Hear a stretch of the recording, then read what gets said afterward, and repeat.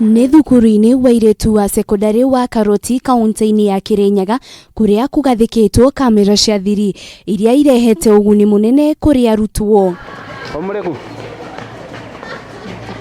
Kuringana na mũrutani munene wa thukuru uyu Lydia Mwangi, thutha wao gwikira kamera ici cia thiri, arutwo ni makoretwo magithoma na njira nene, kuona ni maramenya hari mundu uracuthiriria uria wothe mareka, undu uria utumite makorwo magika wega muno kigeranio-ini gia gĩbũrũri. We discovered that the CCTV is even helping us more internally because we were able to man beyond security.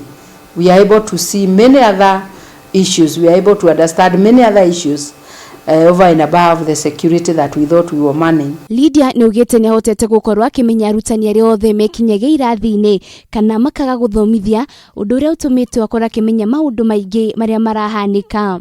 We are able to learn the classroom discipline.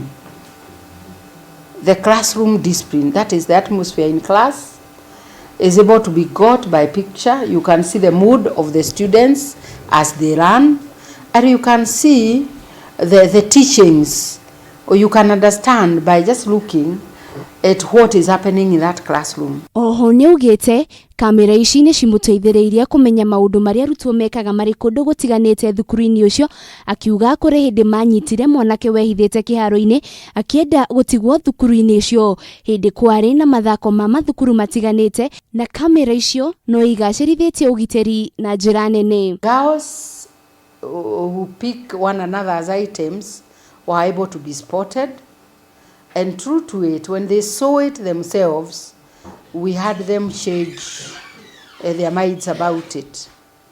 So we have a very disciplined student body.